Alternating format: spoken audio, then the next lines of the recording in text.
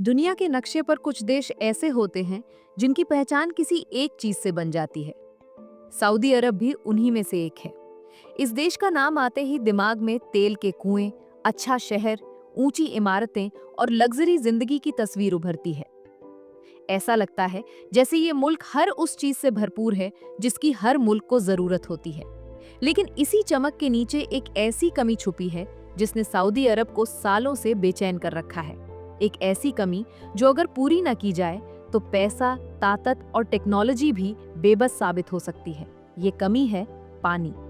पानी, जिसे अक्सर सबसे साधारण चीज समझ लिया जाता है, सऊदी अरब के लिए हमेशा से सबसे बड़ा सवाल रहा है। ये कोई अभी की समस्या नहीं है। ये समस्या उस वक्त से चली आ रही है जब इस रेगिस्तान में लोग बसने भी शुरू नहीं हुए थे। फर्क सिर्फ इतना है कि पहले इस कमी को नजरअंदाज किया जा सकता था, लेकिन आज नहीं।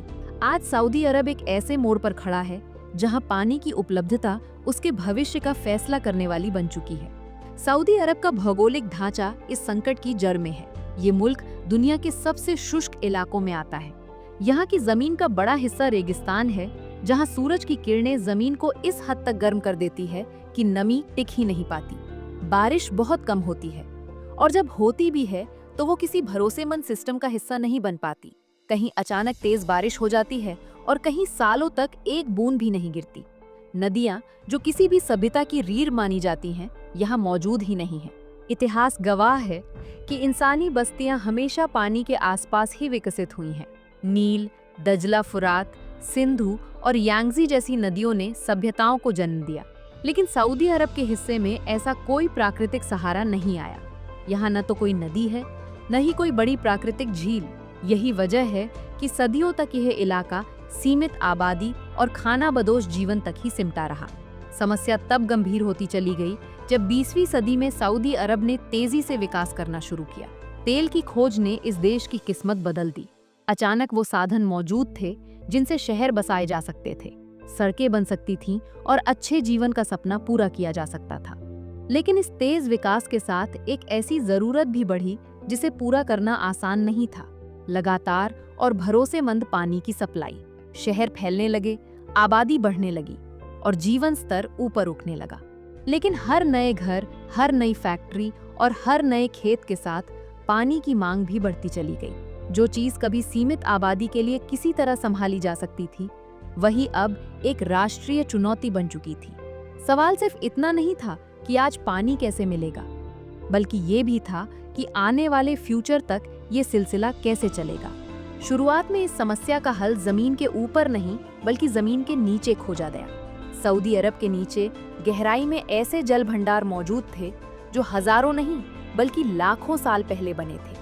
ये पानी किसी नदी या बारिश का हिस्सा नहीं था, बल्कि वो पानी था जो धरती ने बहुत लंबे समय में अपने अंदर समेट रखा था। यही पानी आगे चलकर फॉसिल वाटर के नाम से जाना गया। फॉसिल वाटर सुनने में जितना भरोसेमंद लगता है, असल में उतना ही खतरनाक भी है। ये पानी एक तरह से सीमित पूंजी की तरह होता है। जब तक है तब तक जिंदगी चलती रहती है, लेकिन जैसे ही ये खत्म होता है उसे वापस लाने का कोई रास्ता नहीं होता। फिर भी विकल्पों की कमी के कारण सऊदी अरब ने लंबे समय तक इसी पानी पर भरोसा किया। शुरुआती दौर में यह रणनीति काम करती हुई नजर आई। गहरे कुओं से पानी निकाला गया, शहरों तक पहुंचाया गया और लोगों की जरूरतें पूरी की गईं। लेकिन ये एक ऐसी व्यवस्था थी जो अंदर ही अंदर कमजोर होती जा रही थी। हर साल जमीन से निकाला गया पानी उस रफ्तार से वापस नहीं भर रहा था जिस रफ्तार से उसे इस्तेमाल किया जा रहा था। जैसे जैसे साल बीतते गए, वैज्ञानिक आंकड़े डराने लगे। जमीन के नीचे मौजूद जल भंडार सिकुड़ रहे थे, पानी की सतह नीचे जा रही थी और कुछ इलाकों में कुएं पूरी तरह सूखने लगे थे। ये साफ संकेत था कि ये रास्ता ज्यादा दूर तक नहीं जाएगा।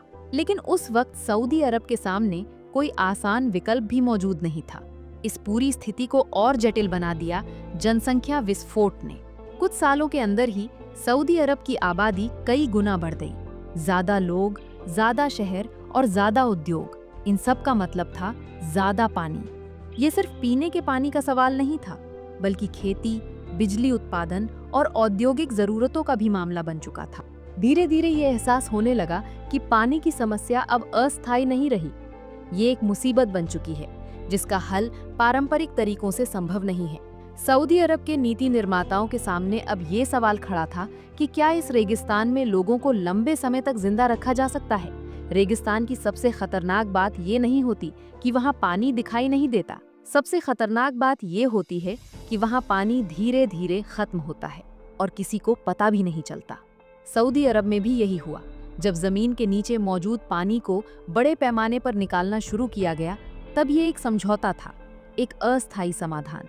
सऊदी के लोगों को पता था कि ये हमेशा के लिए नहीं चल सकता, लेकिन उस वक्त हालात ऐसे थे कि किसी और विकल्प पर काम करने का समय ही नहीं था।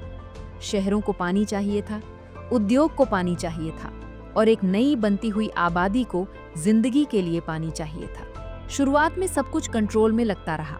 कुएं गहरे होते गए, पंप ताकतवर होते गए और पानी निकलता रहा। ऊपर की दुनिया में विकास की रफ्तार तेज होती गई, लेकिन जमीन के नीचे तबाही शुरू हो चुकी थी। फॉसिल वाटर कोई इनफाइनाइट सोर्स नहीं होता। हर लीटर पानी जो बाहर निकाला गया वो उस खाते से हमेशा के लिए कट गया, और ये कटौती उस रफ्तार से हो रही थी जिसे लंबे समय तक सह पाना नामुमकिन था। धीरे धीरे वैज्ञानिकों और हाइड्रोलॉजिस्ट ने चेतावनी देनी शुरू की। डेटा सामने आने लगा। कुछ इलाकों में जल स्तर खतरनाक हद तक नीचे जा चुका था। जिन कुओं से कभी आसानी से पानी मिल जाता था, वहां अब और गहराई तक ड्रिल करना पड़ रहा था। इसका मतलब था ज्यादा खर्च, ज्यादा ऊर्जा और ज्यादा जोखिम। लेकिन असली खतरा अभी भी आम नजर से छुपा हुआ था। सैटेलाइट के जरिए जब पहली बार बड़े पैमाने पर जमीन के नीचे के बदलावों को मापा गया, तो तस्वीर डराने वाली थी। ये साफ हो चुका था कि सऊदी अरब के नीचे मौजूद जल भंडार सिकुड़ रहे हैं। सिर्फ मात्रा में ही नहीं, बल्कि दबाव और संरचना में भी बदलाव आ रहा था। ये ठीक वैसा ही था जैसे किसी इमारत की नींव से ईंटें निकाली जा रही हों। ऊपर सब कुछ सामान्य दिखाई देता है, लेकिन एक दिन अचानक पूरी इमारत ढह सकती है। फॉसिल वाटर का एक और बड़ा खतरा ये होता है कि जब इसे जरूरत से ज्यादा निकाला जाता है तो जमीन की संरचना कमजोर पड़ने लगती है। कुछ देशों में इसका नतीजा जमीन धंसने के रूप में सामने आया है। सऊदी अरब में भी वैज्ञानिकों ने इस संभावना को लेकर चेतावनी दी थी। हालांकि हर जगह ये साफ दिखाई नहीं देता, लेकिन अंदरूनी बदलाव शुरू हो चुके थे। इन सब के बावजूद पानी का इस्तेमाल कम नहीं हुआ, क्योंकि पानी सिर्फ पीने के लिए नहीं था, ये बिजली बनाने के लिए था, ये फैक्ट्रियों को चलाने के लिए था, और ये उस सपने के लिए था जिसने हालात को और भी बिगाड़ दिया। रेगिस्तान को खेत बनाने का सपना। आत्मनिर्भरता किसी भी देश के लिए एक आकर्षक विचार होता है। बाहर से अनाज मंगाने की बजाय अगर देश खुद अपनी जरूरतें पूरी कर सके, तो ये सुरक्षा और स्थिरता का प्रतीक माना जाता है। इसी सोच के साथ सऊदी अरब ने अपने भीतर खेती को बढ़ावा देना शुरू किया। तकनीक मौजूद थी, पैसा मौजूद था, और पानी उस वक्त तक अभी भी जमीन के नीचे मौजूद था। लेकिन खेती पानी की सबसे ज्यादा मांग करने वाली गतिविधियों में से एक है, खासकर ऐसे इलाकों में जहां प्राकृतिक नमी लगभग शून्य हो। फसलें उगाने के लिए लगातार सिंचाई की जरूरत होती है। हर खेत एक ऐसा पंप बन जाता है जो जमीन के नीचे के भंडार को और तेजी से खाली करता है। कुछ ही दशकों में यह साफ हो गया कि खेती पानी की खपत का सबसे बड़ा स्रोत बन चुकी है। शहरों और उद्योगों से कहीं ज्यादा पानी खेतों में जा रहा था। ये एक ऐसा संतुलन था जो कभी टिकाऊ नहीं हो सकता था। यहीं पर सऊदी अरब अपने इतिहास के सबसे खतरनाक मोड़ पर पहुंच गया। एक तरफ जमीन के नीचे का पानी तेजी से खत्म हो रहा था, दूसरी तरफ आबादी और जरूरतें लगातार बढ़ रही थी, और बीच में था समय। जब यह एहसास गहराने लगा कि फॉसिल वाटर पर निर्भर रहना आत्महत्या के बराबर है, तब सरकार को पीछे हटना पड़ा। खेती से जुड़े बड़े सपनों को रोकना पड़ा। ये फैसला आसान नहीं था, क्योंकि इसके आर्थिक और सामाजिक असर सीधे लोगों की जिंदगी पर पड़ते थे। लेकिन अब सवाल बदल चुका था। पहले सवाल ये था कि पानी कहाँ से मिलेगा। अब सवाल ये था कि अगर ये पानी भी खत्म हो गया तो क्या होगा। जमीन के नीचे बचा हुआ पानी अब एक आखिरी सहारे की तरह देखा जाने लगा। इसे रोजमर्रा की जरूरतों के लिए इस्तेमाल करना बंद कर दिया गया। ये पानी अब सिर्फ आपातकाल के लिए बचाया जाने लगा, किसी बड़े संकट के लिए, किसी अनजान भविष्य के लिए। इसका मतलब साफ था, सऊदी अरब अब उस बिंदु पर पहुंच चुका था जहां उसके पास पीछे लौटने का कोई रास्ता नहीं था। या तो उसे पानी का एक बिल्कुल नया स्रोत ढूंढना था, या फिर उसे अपने पूरे विकास मॉडल पर दोबारा सोचना था। ये वही पल था जहां पारंपरिक सोच टूटने लगी। छोटे समाधान अब बेकार हो चुके थे। आधे अधूरे प्रयोग अब काम नहीं आने वाले थे। जरूरत थी किसी ऐसे विचार की जो उतना ही बड़ा हो जितनी बड़ी समस्या थी। जब जमीन के नीचे आखिरी पानी बचा और सारे संसाधन काम नहीं आए, तब वैज्ञानिकों, इंजीनियरों ने एक नया प्लान अपनाया। पानी को ऊपर की तरफ पहाड़ों तक ले जाया जाए, इसे किसी नेचुरल नदी की तरह बहाया जाए, लेकिन पूरी तरह मानव निर्मित तरीके से, और इतना बड़ा वाटर सोर्स बनाया जाए कि पूरे देश को इसकी आवश्यकता कभी भी पूरी हो सके। सऊदी अरब ने इस प्रोजेक्ट को अंडरग्राउंड आर्टिफिशियल रिवर का नाम दिया। इसकी प्रोजेक्ट की लंबाई हजारों किलोमीटर थी। पाइप्स इतने बड़े कि एक लाइन में रखे जाएं तो दुनिया की सबसे लंबी नेचुरल नदियों को छोटा महसूस करवा दे। पानी केवल एक जगह से दूसरी जगह नहीं भेजना था, बल्कि नेचुरल नदी की तरह फ्लो करवाना था। लेकिन इतना आसान भी नहीं था। पानी का स्रोत था समंदर, रेड सी और पर्शियन गल्फ। समंदर के खारे पानी को पीने लायक मीठा बनाना कोई खेल नहीं था। ये काम करने के लिए 28 विशाल डिसलिनेशन प्लांट्स लगाए गए। हर प्लांट का डिजाइन ऐसा था कि नमक को अलग किया जा सके और साथ ही ऊर्जा की खपत कम रहे। एक तरफ मल्टी स्टेज डिस्टिलेशन, दूसरी तरफ रिवर्स ऑस्मोसिस।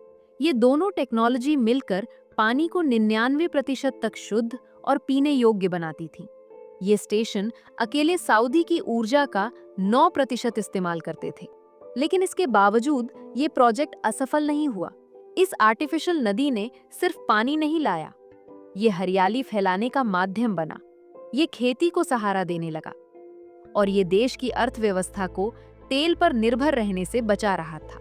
ये दुनिया का पहला ऐसा प्रोजेक्ट था जिसने तकनीक और मानव प्रयास को मिलाकर नामुमकिन को मुमकिन बना दिया।